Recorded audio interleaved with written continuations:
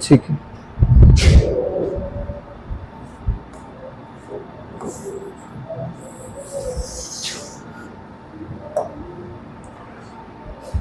Hello guys, तो आज हम लोग 13 जुलाई से लेकर 19 जुलाई के करंट अफेयर को डिस्कस करेंगे। ठीक है, जैसा कि आप जानते हैं कि हर सैटरडे जो होता है वो 7 बजे स्टार्ट हो जाता है हमारी लाइव की क्लास। तो लाइव क्लास हो जाती है स्टार्ट यूट्यूब पर, लेकिन ये अभी डल जाएगी कुछ देर के बाद। ठीक है, तो जल्दी से हम लोग देख लेते हैं कि आज न्यूज क्या है। आज मैंने इंपॉर्टेंट न्यूज भी डिस्कस करा और साथ ही साथ उसको एमसीक्यू की फॉर्मेट में डालने की कोशिश करिए ताकि आप लोगों को समझने में भी आसानी हो। ठीक है, तो चलिए पहला जो है हम लोग डिस्कस कर लेते हैं क्या है न्यूज में। तो अगर देखा जाए तो पहला जो न्यूज में है वो क्या है भाई, पहला जो न्यूज में है वो क्या है, तो ये एक डे है, इंपॉर्टेंट डे है। और इंपॉर्टेंट डे जो होता है वो आमतौर पर क्वेश्चन पूछ लिया जाता है अगर एग्जामिनेशन पॉइंट ऑफ व्यू से देखा जाए। ठीक है, तो अगर यहाँ पर आप लोग स्क्रीन पर देख पा रहे होंगे तो दिख रहा होगा, the United Nation General Assembly designated a July 15, क्या जुलाई 15 को एज अ वर्ल्ड स्किल या वर्ल्ड यूथ स्किल डे, मतलब मतलब संयुक्त राष्ट्र महासभा ने नवंबर 2014 में, मतलब 2014 में इसकी शुरुआत की गई थी 15 जुलाई को। कब? 15 जुलाई को क्या मनाया जाता है भाई? विश्व युवा कौशल दिवस। अब ये इंपॉर्टेंट हो जाता है, क्यों? क्योंकि ये किससे रिलेटेड है? यूथ से रिलेटेड है। तो जब भी कभी यूथ के बारे में बात हो, क्योंकि यूथ जो है आज के वर्ल्ड में हमारे, अगर देखा जाए पूरे ऑल ओवर द वर्ल्ड में, वो ज्यादा इंपैक्ट दे रहा है हर एक फील्ड में, हर एक क्षेत्र में।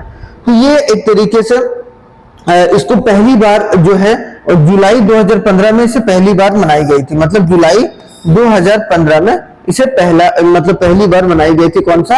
यूथ या फिर बोला जाए विश्व युवा कौशल दिवस। क्लियर? इस वर्ष का आयोजन का विषय क्या है? तो ये विषय जो है ना वो इंपॉर्टेंट हो जाता है। जैसे थीम है ना, अगर इंग्लिश वाले हैं तो वो थीम इंपॉर्टेंट हो जाता है। तो इस ईयर का थीम क्या था भाई? इस ईयर का थीम था youth skill for piece and development. क्या? कि एक तरीके से शांति और विकास के लिए युवा कौशल, कि किस तरीके से शांति प्रोवाइड किया जाए, शांति तरीके से विकास हो और युवा को स्किल प्रोवाइड किया जाए। क्यों? क्योंकि आजकल देख रहे हैं कि अनएम्प्लॉयमेंट की प्रॉब्लम है। क्या है? अनएम्प्लॉयमेंट, बेरोजगारी की प्रॉब्लम है। तो वो सब सारे के बारे में अवेयरनेस फैलाने के बारे में बात की जाती है कि किस तरीके से एम्प्लॉयमेंट प्रोवाइड किया जाए यूथ को। तो वो एक इंपॉर्टेंट रोल प्ले करता है। ठीक है, तो चलिए आई होप सो ये समझ में आ गया होगा कि हर एक साल जो होती है 15 जुलाई को क्या मनाया जाता है भाई? World youth skill day. चलिए आगे बढ़ते हैं थोड़ा सा। आगे क्या है भाई?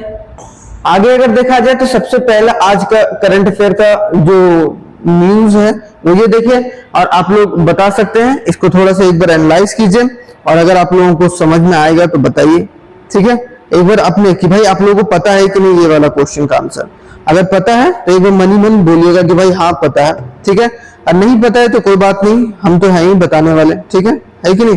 कोई दिक्कत नहीं है। तो पहला बोला गया क्या? द डिजिटल इकोनॉमी रिपोर्ट 2024, कि कौन सा? डिजिटल इकोनॉमिक रिपोर्ट 2024, डिजिटल अर्थव्यवस्था रिपोर्ट 2024 किस संगठन द्वारा जारी की गई है? तो किस संगठन ने जो डिजिटल रिपोर्ट है वो जारी किया है? तो ये बात याद रखिएगा। इसका ऑप्शन नंबर क्या है? सी है, United nation conference on trade and development. मतलब क्या? व्यापार और विकास पर संयुक्त राष्ट्र सम्मेलन ने इस रिपोर्ट को जारी करा। अब आज के जमाने में क्या हो रहा है कि डिजिटल इंडिया का क्या हो रहा है कि बहुत ज्यादा प्रभाव पड़ रहा है ऑल ओवर द वर्ल्ड। तो हमें क्या है, एक तरीके से किस तरीके से उसका ट्रेड हो, मतलब डिजिटल का इस्तेमाल किस तरीके से हम लोग ट्रेड में करें और उसको डेवलपमेंट में कैसे भागीदारी बनाएं और भी ज्यादा सशक्त बनाएं, उसके लिए काम किया जा रहा है। तो वो एक तरीके से रिपोर्ट जो है वो कौन पेश करता है भाई? तो UNCTAD। ठीक है, तो ये बात याद रखिएगा, कौन सा रिपोर्ट? और डिजिटल इकोनॉमिक रिपोर्ट, और 2024 में भी ये चीज आया है, तो ये बात याद रखिएगा। IMF, इंटरनेशनल मॉनेटरी फंड, अभी हाल ही में न्यूज में भी था, वर्ल्ड बैंक जो है वो भी, और जो है OECD ऑर्गेनाइजेशन और for economic cooperation and development. ठीक है, तो आई होप सो ये भी चीज क्लियर होगा। पहला क्वेश्चन वो अभी क्लियर होगा आप लोगों का। अब आते हैं सेकंड क्वेश्चन। क्या है भाई सेकंड क्वेश्चन? अगर देखा जाए सेकंड क्वेश्चन क्या है, अगर सेकंड क्वेश्चन देखा जाए, देखिए थोड़ा सा, अब मनी मनी बताइए कि भाई इसका आंसर क्या है, उसको फिर मैं बताता हूं। ठीक है, जल्दी से बताइए।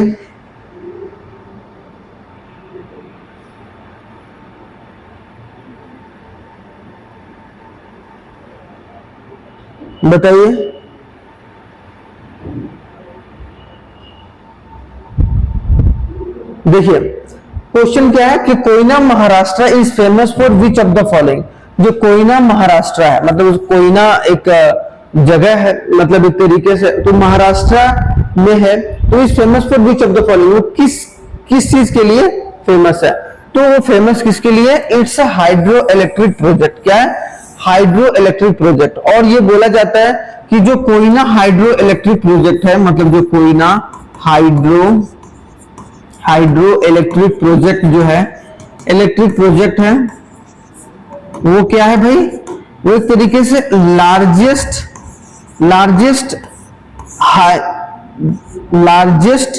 हाइड्रो इलेक्ट्रिक प्रोजेक्ट है पूरे, एक तरीके से किसका? पूरे ऑल ओवर द इंडिया का। ठीक है, तो ये बात याद रखिएगा कि ये किससे रिलेटेड है भाई? इसकी जल विद्युत परियोजना, और ये एक लार्जेस्ट जल विद्युत परियोजना में से एक है हमारे भारत का, तो इंडिया का लार्जेस्ट, ये भी याद रखिएगा। ठीक है, तो ये याद रखिएगा। ठीक है, अगर महाराष्ट्र से रिलेटेड कुछ आ रहा है तो क्या क्या है भाई? उसके सीएम कौन है भाई? सीएम कौन है उसके? एकनाथ शिंदे हैं, एकनाथ शिंदे, तो ये बात याद रखिएगा। ठीक है, ये एक सीएम। चलिए आगे बढ़ते हैं। आगे क्या है भाई? थर्ड क्वेश्चन क्या है आज, वो ये भी देख लेते हैं। देखो बीच बीच में मैंने कुछ डिस्क्रिप्टिव वे में नहीं बोला जाता कि पूरे डिटेल में मैंने एक न्यूज को डिस्कस करा है, जो मेरे को लगा कि वो ज्यादा इंपॉर्टेंट है आप लोगों के लिए। ठीक है, तो ये देखिए थर्ड क्वेश्चन जो है वो क्या है? Which state government has recently decided to ban the sale of high caffeine energy drink near schools. बताइए भाई थोड़ा सा, अगर मनी में जल्दी से बताइए पहले कि हाल ही में किस राज्य सरकार ने स्कूलों के पास उच्च कैफीन वाले ऊर्जा पेय की बिक्री पर प्रतिबंध लगाने का फैसला किया। तो 500 मीटर के दायरे में कोई भी जो हाईली कैफीन जो होगा, मतलब जिसमें कैफीन वगैरह पाया जाता है, जैसे देखते हो ड्रिंक्स वगैरह में बहुत सारे कैफीन्स वगैरह पाए जाते हैं, तो वो सब ड्रिंक्स वगैरह वहां बेचना अलाउड नहीं है। तो कौन सी मतलब गवर्नमेंट ने ये काम करा, कौन सी स्टेट गवर्नमेंट ने ये काम करा है? जल्दी मनी बताइए भाई, जल्दी से बताइए, जल्दी से। तो अभी हम लोगों ने क्या डिस्कस करा? अभी महाराष्ट्र के बारे में, है कि नहीं? तो ये किस सरकार ने करा है? स्टेट सरकार ने, तो महाराष्ट्र ने ये काम करा है। अगर उत्तर प्रदेश का देखा जाए तो एक सीएम योगी जी हैं। ठीक है, जैसा कि बिहार में अगर देखा जाए तो नीतीश कुमार है।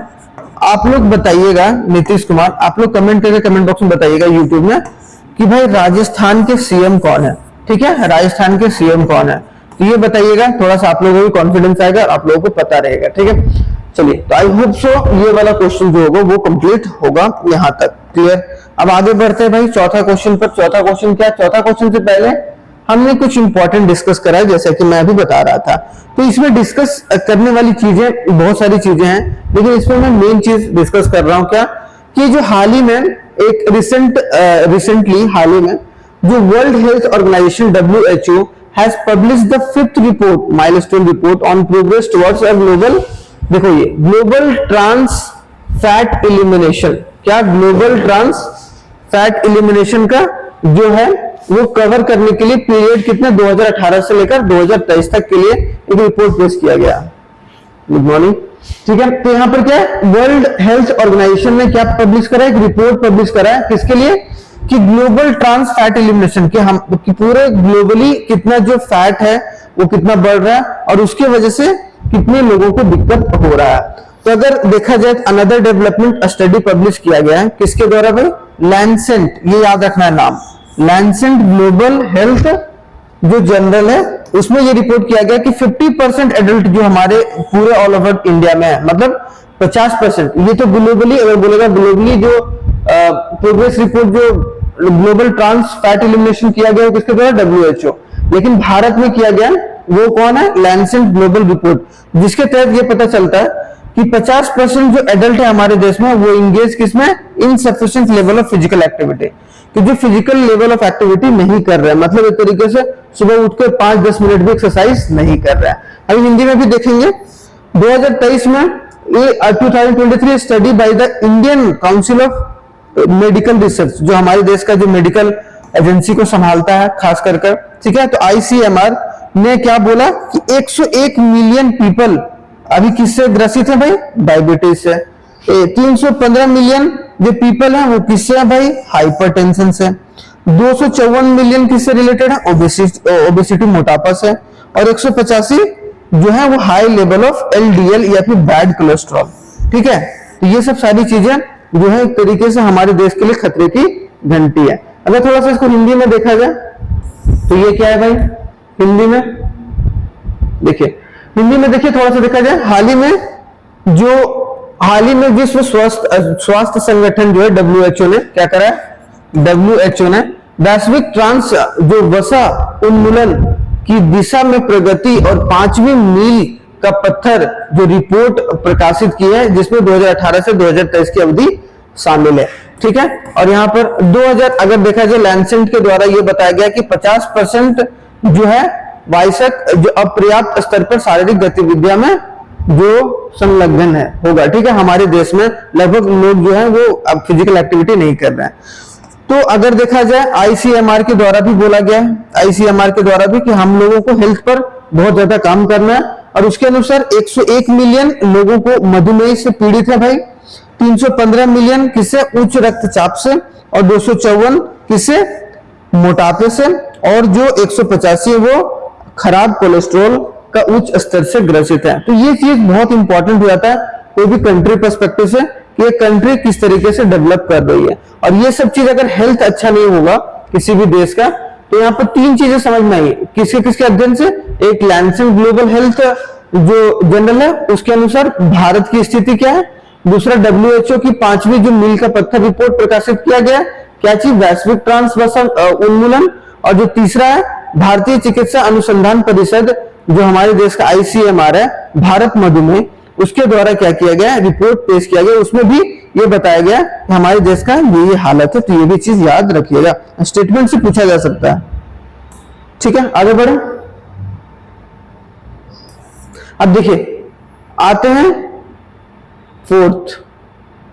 फोर्थ जो आज का करंट है वो क्या है हमारे पास, Thane Borivali tunnel project recently seen in news is associated with which of the state, कि हाल ही में खबरों में रहे थाने होगा, ठीक है, थाने भी बोलते हैं, बोरीवली सुरंग परियोजना किस राज्य से संबंधित है, तो ये महाराष्ट्र से रिलेटेड है, जहां PM मोदी जी ने क्या करा है, इसका शुभारंभ करा है, मतलब इसका इनॉग्रेशन करी है, या फिर इसको एक तरीके से महाराष्ट्र से न्यूज है, कहां से, महाराष्ट्र।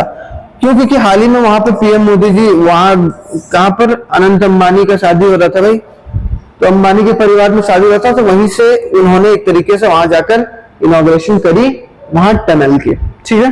चलिए ये हो गया, आगे बढ़ते हैं भाई। फिर अब 5th में क्या है, 5th करंट अफेयर कि recently which of the organization has approved 1.5 billion loan to India to develop the countries low carbon energy sector. बताइए भाई, लो कार्बन एनर्जी सेक्टर के लिए कौन से ऑर्गेनाइजेशन, इंटरनेशनल संगठन ने हमारे को लोन दिया है भाई, वर्ल्ड बैंक, ठीक है।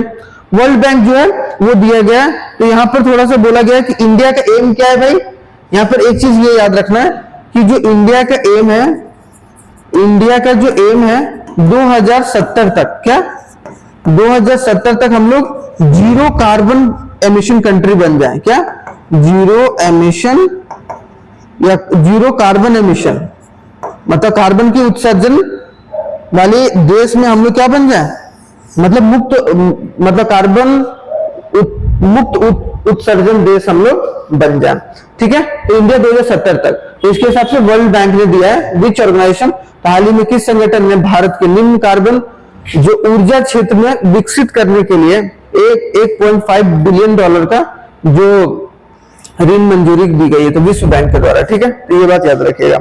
आगे बढ़ते हैं, आगे बढ़े।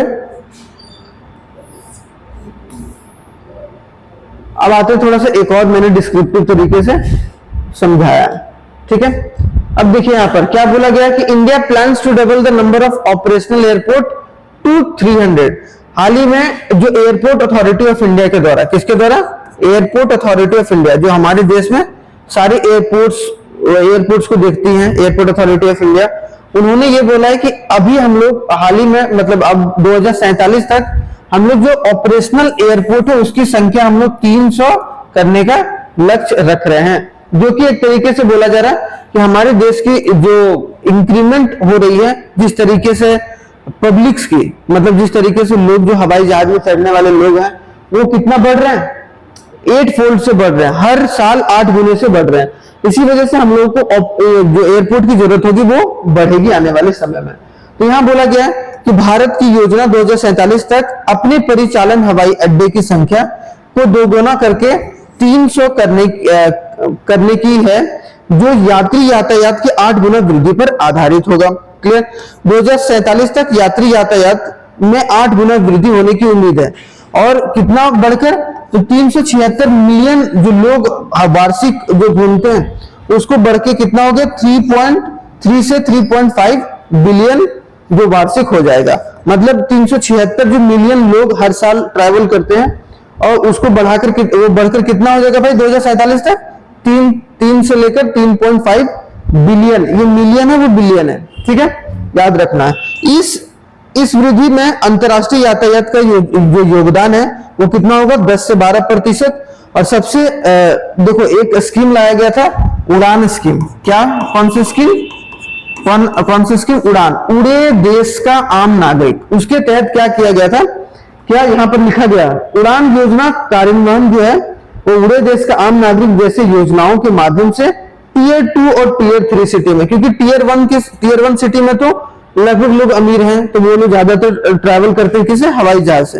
लेकिन जो टियर 2 और टियर 3 सिटीज हैं उनमें ये स्कीम जो है वो लागू किया गया था। तो ये भी अगर पूछा जाएगा कि उड़ान स्कीम कौन से टियर 1 या टियर 2 या टियर 3 सिटी पर को बढ़ाने के बारे में बात किया जा रहा है, वहां के लोगों को हवाई यात्रा करने के लिए प्रोत्साहित किया जा रहा है, तो हाँ भाई वो टियर 2 और टियर 3 सिटी है।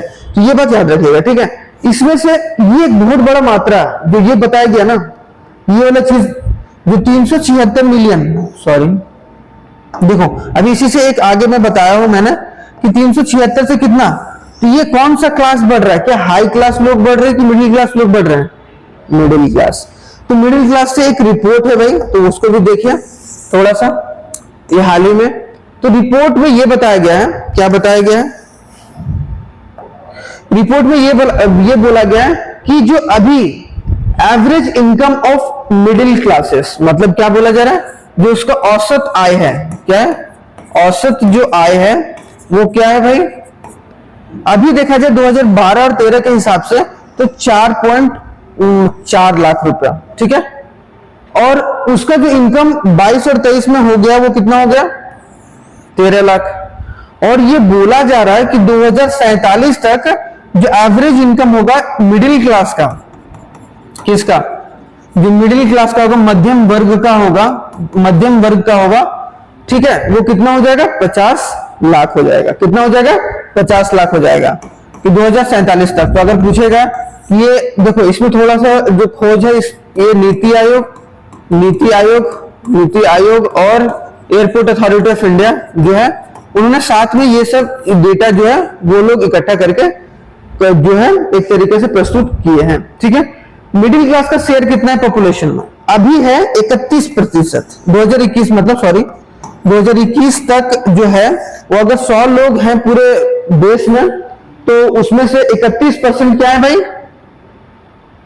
31% क्या है, मिडिल क्लास थे। सॉरी, अब कितना 2047 में वो परसेंट कितना हो जाएगा, 61% हो जाएगा, जो कि ये प्रेडिक्टेड राइज है, ये हो सकता है थोड़ा बहुत ऊपर नीचे हो, लेकिन ये प्रेडिक्शन दी जा रही है। तो एक तरीके से आने वाले समय में जो अगर कोई बिजनेस बनाने वाला है, कोई भी बिजनेस बढ़ने वाला है, तो वो जो मिडिल क्लास को टारगेट कर रहा है वो बिजनेस ज्यादा अच्छे तरीके से ग्रो करेगा। तो ये सब डेटा से अगर आप बिजनेस करना चाहते हैं तो आप देखिए भाई, कोई प्रोडक्ट और सर्विस को चुनिए, ठीक है। तो ये बताना था, ये अच्छी बात थी एक, वो मैंने बता दिया, ठीक है। अब आगे बढ़ते हैं भाई। नीति आयोग के द्वारा sustainable development goal, sustainable development goal जानते हैं, 17 सस्टेनेबल डेवलपमेंट गोल जो है वो यूएन के द्वारा ये जारी किया जाता है।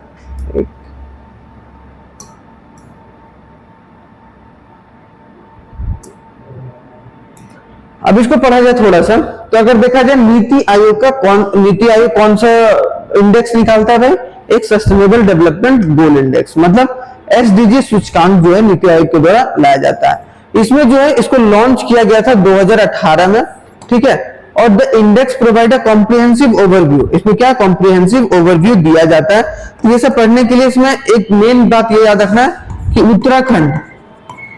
उत्तराखंड और केरला जो है इसमें सबसे ऊपर स्थान पर है, मतलब फर्स्ट स्थान पर है, जो एक तरीके से ये वाले इंडेक्स में सबसे ऊपर काम कर रहा है। मतलब जो सस्टेनेबल डेवलपमेंट गोल है उस पर जो काम हो रहा है वो इन दोनों राज्यों में सबसे ज्यादा अच्छा हो रहा है। और केरला जो है वो चौथी बार सस्टेनेबल डेवलपमेंट गोल में, ये जो नीति आयोग का सस्टेनेबल डेवलपमेंट गोल है, एसडीजी गोल है, उसमें ऊपर सूचकांक में है, ठीक है, याद रखिएगा।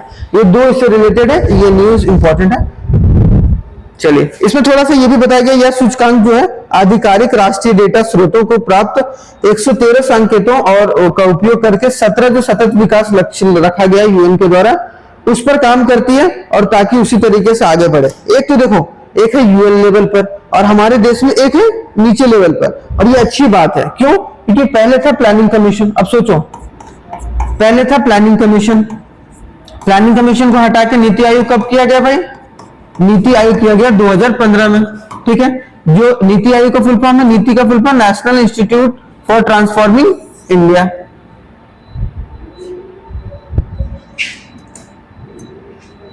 फॉर ट्रांसफॉर्मिंग इंडिया, ठीक है। तो ये बात समझना है कि 2000 ये कब से स्टार्ट हुआ था? 1950 से प्लानिंग कमीशन, ठीक है। और सबसे फर्स्ट 5 ईयर प्लान कब आया था? 1951 में। पहला जो हुआ 5 वर्षीय जो योजना थी या प्लान थी, वो कब से शुरुआत हुई थी? 1951 से। तो ये सब सारी चीजों को तो सोचो कि पहले क्या होता था कि ये सब चीज सस्टेनेबल डेवलपमेंट गोल पहले भी था, ठीक है। तो एक तरीके से मिलेनियम डेवलपमेंट गोल था पहले, उसको बदल कर सस्टेनेबल डेवलपमेंट गोल किया गया। तो क्या है कि वो राज्य पर फोकस नहीं हो रहा था, हम लोग क्या है कि एक सेंट्रल लेवल पर काम कर रहे थे, लेकिन इसमें क्या स्टेट लेवल पर काम चल रहा है, जिसकी वजह से कहीं ना कहीं यहां पर डेवलपमेंट देखने को मिल रहा है, जैसा कि यहां पर देखने को मिला उत्तराखंड और केरल में। चलिए आते हैं भाई 6th पर, थोड़ा सा पढ़िए।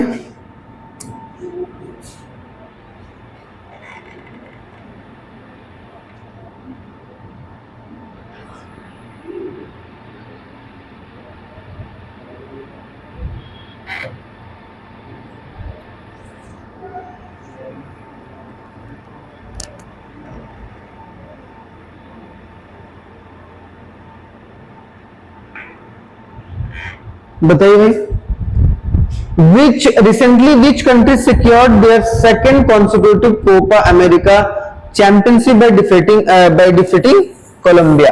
कोलंबिया को हराकर किस देश ने जो कोपा अमेरिका चैंपियनशिप जो जीता गया है, तो वो कौन है? अर्जेंटीना। अर्जेंटीना वही देश है जिसने 2022 में जो है फीफा वर्ल्ड कप जीता था, याद रखिएगा, फीफा वर्ल्ड कप जीता गया था, वर्ल्ड कप। और यहीं से जो है अर्जेंटीना से ही लियोन मेसी जो है वो खेलते हैं, तो ये भी बात याद रखिएगा, इंपॉर्टेंट हो जाता है, ठीक है। तो हाल ही में किस देश ने किसको हरा के?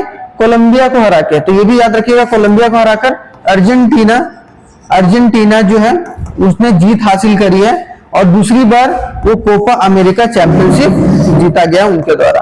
तो ये भी बात है, जैसे 2022 में फीफा वर्ल्ड कप अर्जेंटीना के द्वारा जीता गया था, तो ये भी बात है कि वो मेसी का सबसे पहले वर्ल्ड कप जीतने का जो उसका ख्वाब था वो पूरा हुआ था। ठीक है, आगे बढ़ते हैं।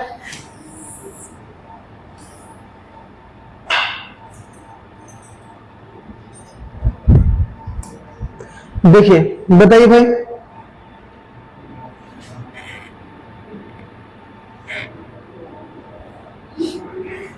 देखो जो बड़े बड़े कप होते हैं ना फुटबॉल के, और खास करके जो विंबलडन हो गया, वो सब सारी चीजें पूछ ली जाती हैं।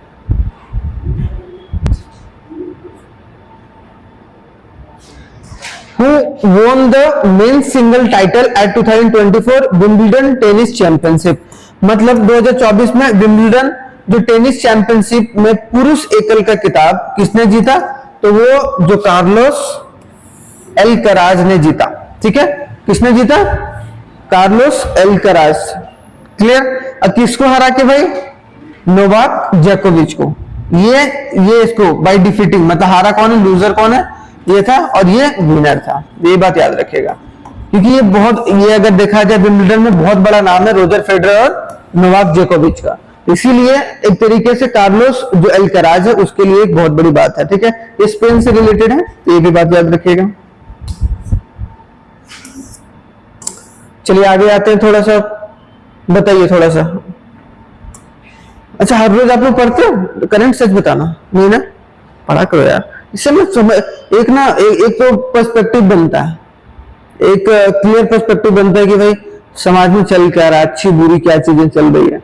बाकी रिवीजन के तौर पर देखते हैं, इसको सोच रहे हैं कि इसको डेली किया जाए, देखते हैं सर से बात करके, सारे एग्जाम कवर करने के लिए।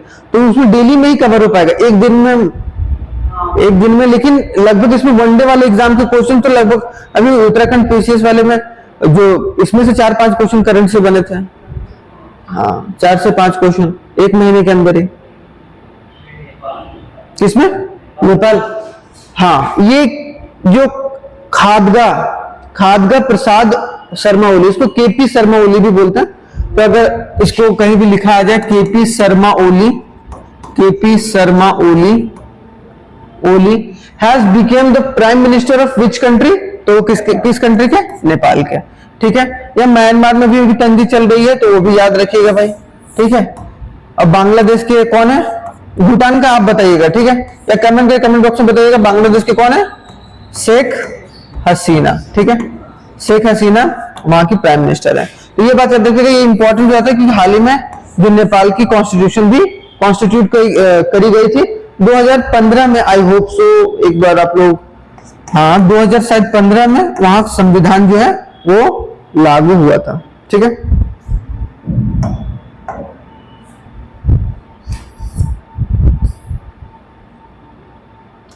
अब आते India will host the first world, क्या है? इंडिया जो है वो होस्ट करेगा भारत 20 से 24 नवंबर, अभी 2024 में 20 से 24 नवंबर तक, जो किस राज्य में पहला याद है, पहला आ गया तो इंपॉर्टेंट हो गया, विश्व ऑडियो विजुअल और मनोरंजन शिखर सम्मेलन वेब्स, जिसका नाम रखा गया वेब्स, आयोजित करेगा। तो वो कौन सा है? गोवा है। ठीक है, गोवा जो है, इसके कौन है भाई सीएम बताओ तो? प्रमोद सावंत। ठीक है, ये भी बात याद रखिएगा।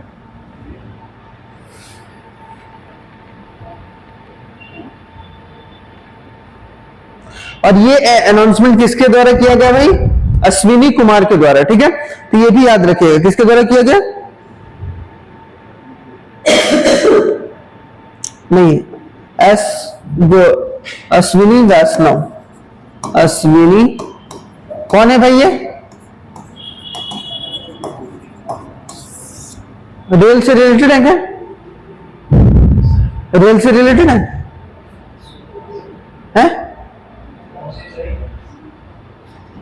अश्विनी वैष्णव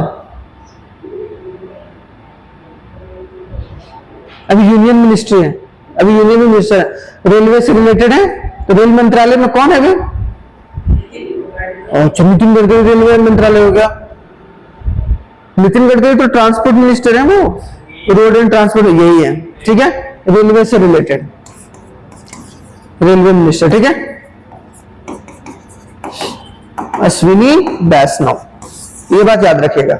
और वेब सबसे पहली बार जो हो रही है वो विश्व का सबसे पहली बार ऑडियो जो विजुअल और मनोरंजन शिखर सम्मेलन कौन है? महाराष्ट्र के कौन है? एकनाथ शिंदे। केरल के कौन है भाई? गुजरात के कहीं याद नहीं है, थोड़ा सा जरूर इस पर ध्यान दीजिए भाई, ठीक है। चलिए आगे बढ़ते हैं, थोड़ा सा आते हैं 10th पर।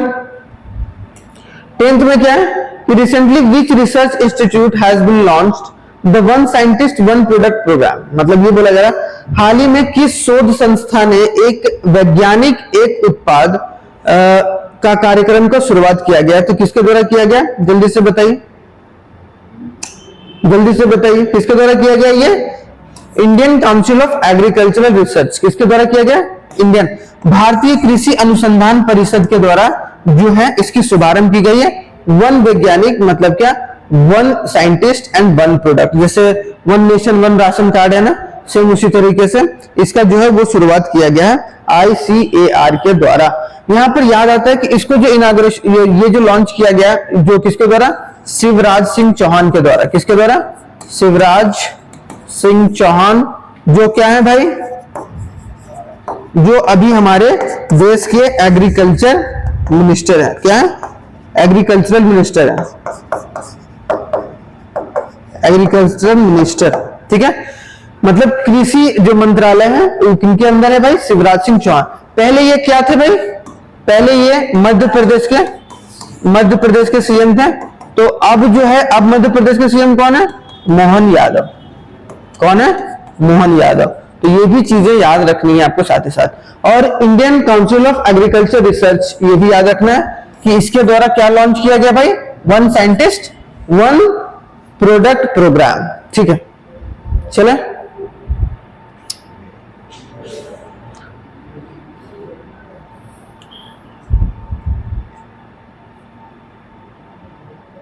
आगे चले गए।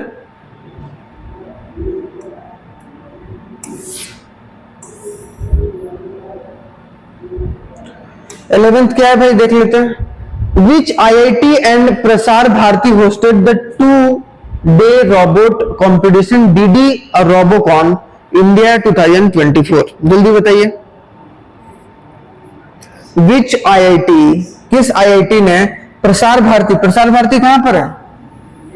दिमाग ही लगा लो। प्रसार भारती का दिल्ली। तो किससे आ गया? तो ये 2-day जो रोबोट कंपटीशन किया गया उसका नाम क्या रखा गया था? ये याद रखना है, डीडी रोबोकॉन, जो इंडिया 2024 वो IIT दिल्ली के साथ मिलकर प्रसार भारती ने ये पूरा प्रोग्राम वगैरह चलाया था, ठीक है, कंपटीशन प्रोग्राम। तो IIT Delhi is the right answer, ठीक है। IIT रुड़की कहाँ है भाई? रुड़की मैं बोला IIT रुड़की कहाँ है? तो रुड़की में, ठीक है। हाँ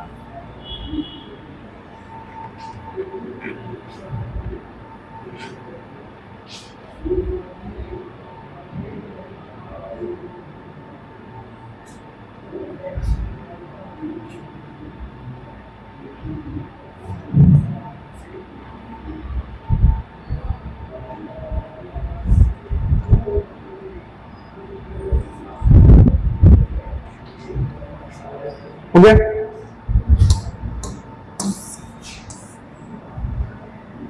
ठीक है, क्या बोला गया भाई? बताइए। हाल ही में पॉल जो कागमे चौथी बार किस देश के राष्ट्रपति चुने गए? बताइए।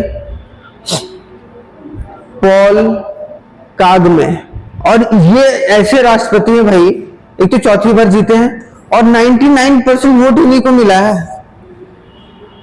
पूरे देश का 99%। उसमें से वहां के जो नेशनल जो उसके जो इलेक्शन में वोट काउंट करते हैं 76% वोट उनके हिसाब से, और तो 76% वोट काउंट हुआ, तो 76% वोट अगर किसी कैंडिडेट को मिल गया तो जीत गया, वही क्या। उसके बाद काउंटिंग नहीं हुआ, लेकिन ये अनुमान लगाया जा रहा है कि वहां पर 99% जो मतलब अगर 100 लोग हैं तो 99 लोगों ने वोट करा उन्हीं को। तो कौन से देश के हैं ये बताइए भाई?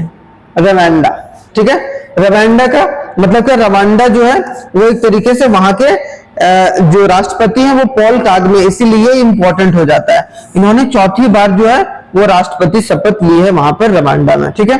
तो ये याद रखिएगा, ये इंपॉर्टेंट हो जाता है, क्योंकि ये भी याद रखिएगा, अगर ये भी पूछ लेगा कि किस देश के राष्ट्रपति ने हाल ही में 99% जो है वो वोट जो है शेयर वो अपने इलेक्शन कैंपेन में या अपने इलेक्शन के थ्रू उसने हासिल करी है, तो ये पॉल कागमे, ठीक है। ये बात याद रखिएगा। चलिए आगे बढ़ते हैं थोड़ा सा।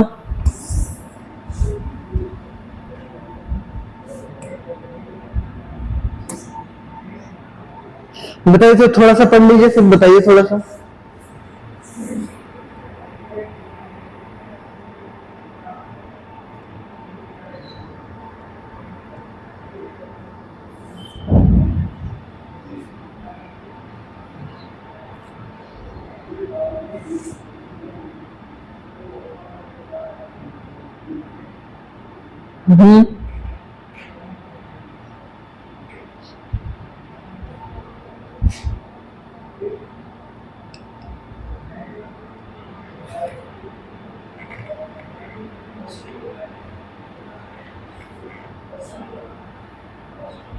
ऑस्ट्रेलिया नहीं, मॉरिशस।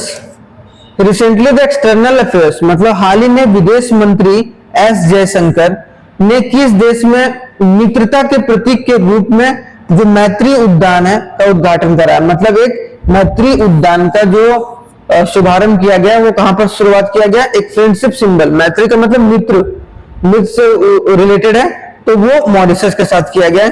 अभी मॉरिशस के विजिट पर जो हमारे एक्सटर्नल मिनिस्टर हैं, हमारे विदेश मंत्री हैं, ठीक है, वो विदेश मामले में जो पूरे देखरेख करते हैं, तो वो अभी थे वहां पर, कहा, मॉरिशस में। तो उन्होंने एक तरीके से वहां पर ये जो इनॉग्रेशन करी गई उनके द्वारा, ठीक है, मॉरिशस में, ये मॉरिशस, ठीक है। आगे चलते हैं। आगे क्या, recently where was the Asia first health research related, Asia का याद रखिएगा। तो एशिया फर्स्ट, कभी भी फर्स्ट से रिलेटेड कुछ भी चीजें आ गई ना, तो वो चीज याद रखिएगा जरूर, कहीं ना कहीं कभी ना कभी पूछ लिया जाएगा। हाल ही में एशिया की पहली स्वास्थ्य अनुसंधान संबंधी प्री क्लिनिकल नेटवर्क सुविधा का उद्घाटन। अब प्री क्लिनिकल नेटवर्क मतलब जो प्री क्लिनिक, जैसे आप वैक्सीन वगैरह बनता है, तो वैक्सीन वगैरह बनाया जाता है, उसके लिए प्री क्लिनिकल ट्रायल होता है ना, पहले कि भाई ट्राई किया जाता है कि वो दवा काम भी कर रहा है कि नहीं कर रहा है। तो वो एशिया का जो health research related pre clinical network facility inaugurate किया गया, एशिया का फर्स्ट। वो कहां किया गया भाई, फरीदाबाद हरियाणा, ठीक है। कहां पर, फरीदाबाद हरियाणा, ठीक है, वहां पर इसकी इनॉग्रेशन जो है वो की गई है, ठीक है। अगर थोड़ा सा चीज याद रखा जाए तो वाराणसी से कौन है भाई, एमपी, नरेंद्र मोदी, ये बात याद रखिएगा, ठीक है। नरेंद्र मोदी क्या है, एमपी है वाराणसी से। अगर जयपुर देखा जाए, जयपुर से कौन है भाई, और इंदौर से कौन है, अच्छा चलो, मध्य प्रदेश का एमपी के सीएम अभी बताया था मैंने, बताइए, मोहन यादव, ठीक है।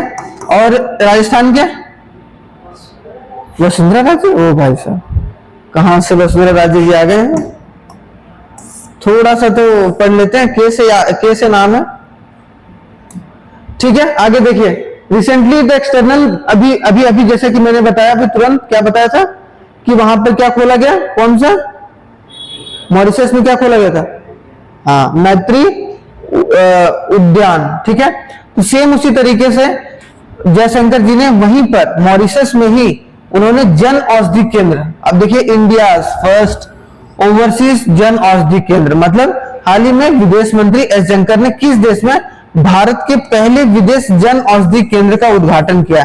हमारे देश में आप देखे होंगे कि जगह जगह पर जन औषधि केंद्र जो है वो बना हुआ है। तो एक तरीके से अगर देखा जाए तो मॉरिशस में सबसे पहली बार जो है हम विदेश ओवरसीज विदेशी जन औषधि केंद्र को खोला गया मॉरिशस में, याद रखिएगा, ठीक है।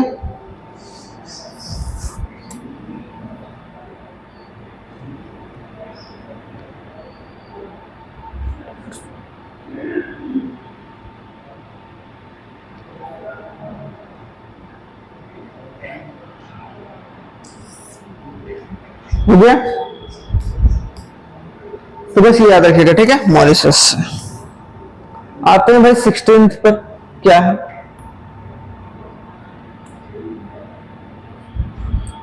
सिक्सटीन पर देखा जाए, recently who has been re elected as a president of European parliament.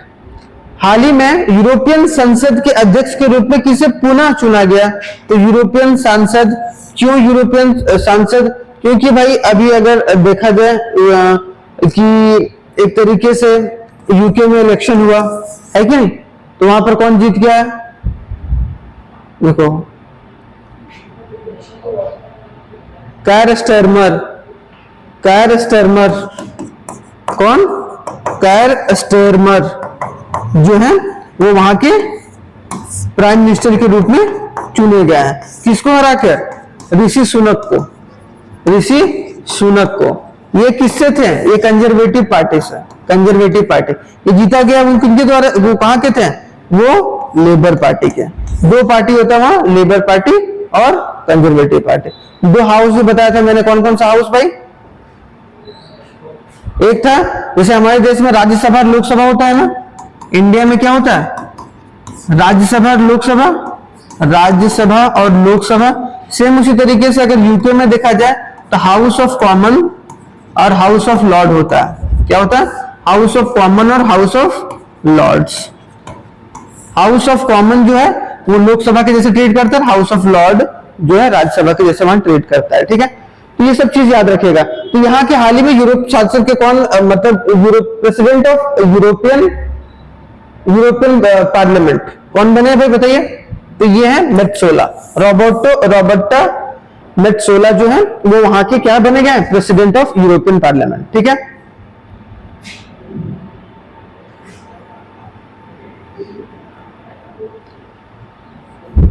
तो ये सब चीज थोड़ा थोड़ा चीजें वो थोड़ी सी पता होनी चाहिए, और एक बार जब पढ़ो तो याद, दो तीन बार पढ़ लोगे तो पूरा याद ही हो जाएगा। फिर ये जरूर याद रखिएगा, कायर स्टारमर जो है वो यूके के पीएम लेबर पार्टी से, ऋषि सुनक जो कंजर्वेटिव पार्टी से जो हारे हैं, ठीक है। और ये first Indian origin prime minister बने थे जब वो यूके के बने थे, ठीक है।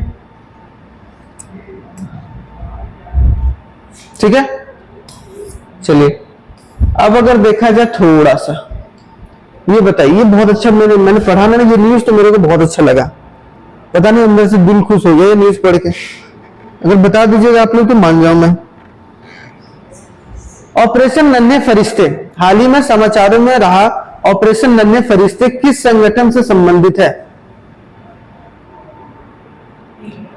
जिसमें यह काम किया जाता है कि बच्चों को, खास करके क्या, जो बच्चों को जो मान लो कि उल्टा सीधा काम करते हुए अगर पकड़ा गया तो उसको पकड़ के एक तरीके से अच्छे स्कूल में दाखिला देना या फिर एनजीओ वगैरह में जाकर उसको भर्ती करवाने का काम किया जाता है। तो वो कौन से ऑर्गेनाइजेशन के थ्रू ये काम किया जा रहा है? क्या डीआरडीओ के थ्रू किया जा रहा है? क्या इसरो के थ्रू किया जा रहा है? तो अगर देखा जाए तो ये दोनों ऑप्शन तो कट गया, तो कौन कौन बचा? या तो आरपीएफ काम कर रहा है या फिर ministry of women and child development. लेकिन ministry of women and child development नहीं कर रहा है, कौन कर रहा है? ज्यादातर आंसर यही मारेगा, लेकिन आंसर क्या होगा? RPF, railway protection force. इसमें बोला गया कि 2023 तक 24 तक क्या किया गया? 84,000 बच्चों को, ऐसे बच्चे 84,000 बच्चों को 7 सालों के अंदर जो है उसको पकड़कर एक तरीके से उसको बचाया गया है। रेल में कुछ घटना, अगर मान लो कि वो मरने वाले थे तो वैसे बचा लिया, या फिर कहीं पकड़े गए कि वो लोग उल्टा सीधा काम करते हुए पकड़ा गया, भीख मांगता हुआ पकड़ा गया, कुछ वैसे है। रेलवे के आसपास वाले एरिया में, क्योंकि वहां पर ज्यादा लोग ये सब रहते हैं, क्यों? क्योंकि ये लोग रेलवे वगैरह में जाकर पैसा सब मांगते हैं। तो वो सब सारी चीजों को लेकर 84,000 लोगों, मतलब बच्चों को, चिल्ड्रन को क्या किया गया? 84,000 चिल्ड्रन को बचाया गया उनके द्वारा। याद रखिएगा, ये इंपॉर्टेंट रहता है, नन्हे फरिश्ते।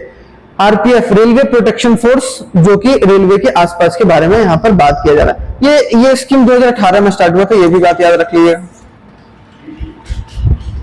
नन्हे फरिश्ते, ऑपरेशन नन्हे फरिश्ते 2018 से शुरुआत की है। हो गया, चलिए आगे देखते हैं थोड़ा सा भाई। ये वाला न्यूज, ये वाला भाई, डोनाल्ड ट्रंप के ऊपर गोली चली थी ना, आपने न्यूज में तो सुना ही होगा। तो जो गोली चली थी, जो जो मतलब गोली चलाया था उसको तो मार दिया गया। किसके द्वारा मार दिया गया? यूनाइटेड स्टेट्स सीक्रेट सर्विस के द्वारा। तो यहाँ पे थोड़ा सा इंग्लिश में कर लेते हैं, फिर इसके बाद हिंदी में कर लेंगे, ठीक है। Recently former US president Donald Trump 2024 जो किसके पार्टी हैं? Republican candidate was shot at during election rally में उसको मार दिया गया था। और उस शूटर को जो है वो किसके द्वारा मार दिया गया? Secret service. तो इसकी जरूरत क्या पड़ी? अमेरिका में ये एक स्पेशल एजेंसी है जो कि जितने भी प्रेसिडेंशियल इलेक्टेड लोग होते हैं उनको सुरक्षा प्रोवाइड करता है। पहले ये काम नहीं करता था। पहले कोई फर्जी नोट बना रहा है, कोई काउंटर फिटिंग ऑफ नोट्स कर रहा है, ठीक है, कोई जाली नोट जो होता है बना के मार्केट में बेच रहा है, तो उनको पकड़ने का काम था पहले यूनाइटेड नेशन सीक्रेट सर्विस का। लेकिन तो देखो पहले समझ लेते हैं, यूनाइटेड स्टेट्स सीक्रेट सर्विस का फाउंड हुआ था, ये बात याद रखिएगा, 1865 में। इसको मैंडेट किया गया कि ये क्या किसको प्रोटेक्ट देगा भाई?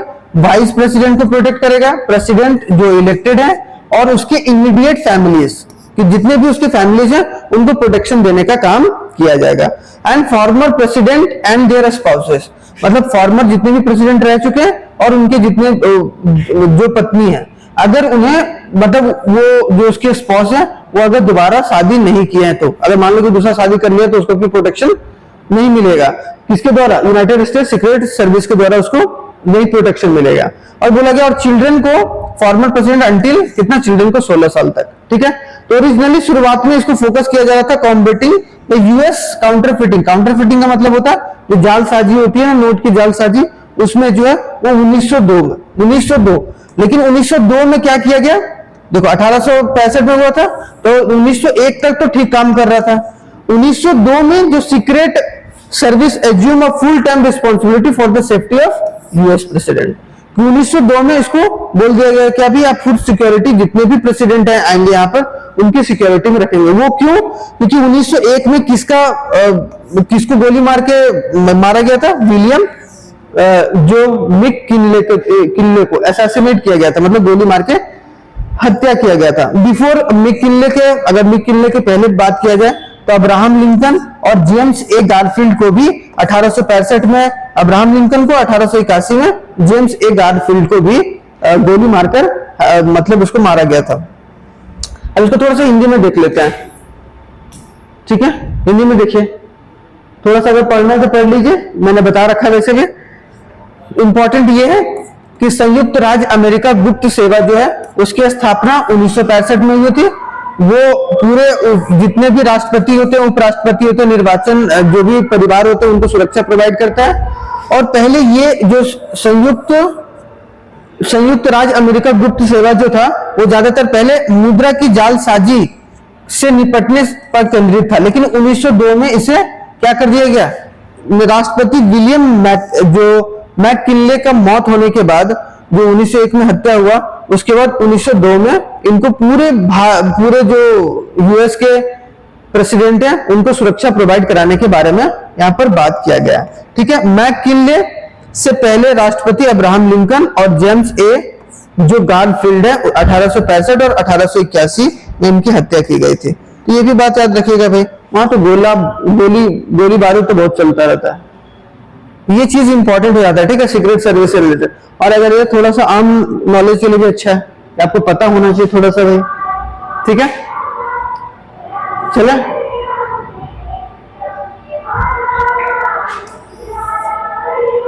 देखिए एक चीज और है, ये लास्ट है, आई होप सो। इसके बाद हाँ,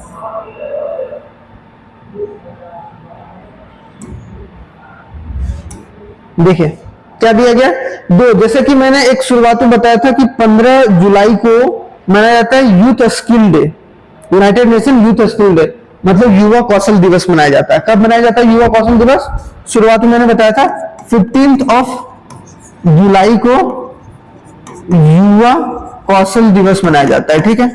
यूनाइटेड नेशन मतलब संयुक्त राष्ट्र युवा कौशल दिवस जो है वो मनाया जाता है, ये बात याद रखिएगा।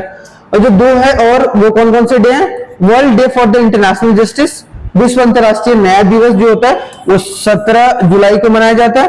और 18 जुलाई को नेल्सन मंडेला मतलब इंटरनेशनल नेल्सन मंडेला डे मनाया जाता है, जहां पर वो किस तरीके से काम करते थे, समाज को कैसे उन्होंने परिवर्तित करी, तो उसके बारे में जो अवेयरनेस है वो फैलाने के बारे में इस डे को मनाया जाता है इंटरनेशनली। तो इनका एम क्या है अगर देखा जाए इंटरनेशनल जस्टिस का, कि अवेयरनेस फैलाया जाए, ताकि उद्देश्य क्या है इसका, युद्ध अपराधों, मानवता के विरोध अपराधों और नरसंहार से पीड़ितों को न्याय दिलाने के बारे में जागरूकता बढ़ाना है।